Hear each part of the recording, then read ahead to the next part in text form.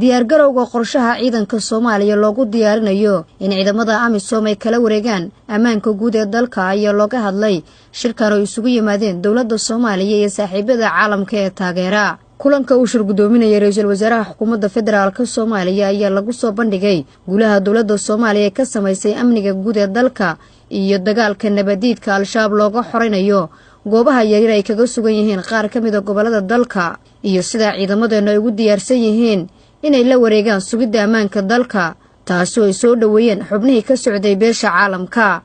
wasiirka amniga gudaha ee xukuumadda federaalka Soomaaliya Maxamed Abuukar Islow Ducaale oo la hadlay warbaahinta qaranka ayaan wax ka weydiiyay shirkani waxyaabaha ugu muhiimsan ee looga hadlay iyo waxa uu kaga duwan yahay shirarkii hore ee looga hadlayay amniga dalka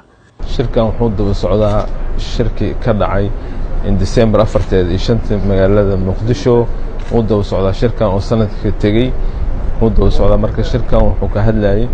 xilliga kala guurka ama transitional amisom laga wareegi lahayo ciidamada qalabka sida Soomaaliya kala wareegi lahaayeen ayuu shirkan daba socdaa marka maanta ajendaha looga hadlo wuxuu ahaa qorshihii la soo dhameystiray December 4 oo ahayd baahida ciidanka ay qabaan haddii noqon lahayd agab iyo tababar marka maanta waxa looga hadlay in sida loogu dhameystiri lahaa tababarada ciidanka iyo agabkay u baahan yihiin iyo sidoo kale waxa muhiimad diiradda la saaray inuu noqono shirkan shir isugu yimaado loo kala tago in shirka uu noqdo shir action ah ama waqtiga la cayimo kala guurka ama waqtiga la sameyn lahayo kala guurka in la cayimo ayaa maanta laga hadlay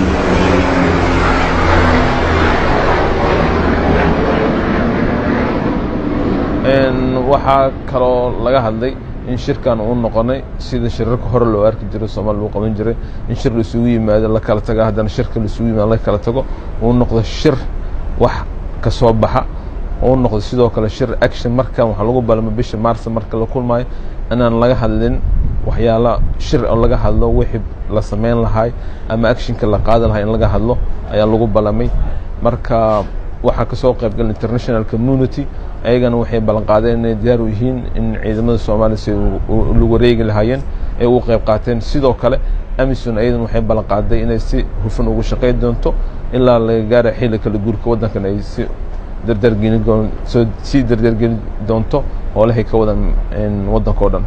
shirkan ayaa qayb ka ah qorshaha dawladda Soomaaliya ay wada ee lagu tayeynayo ciidanka Soomaaliya si ay ula wareegaan ammaanka guud ee dalka si looga maarmo ciidamada shisheeye ee hadda taageera ciidankeena Nasr Bashiir Cali warbaahinta qaranka magaalada Muqdisho.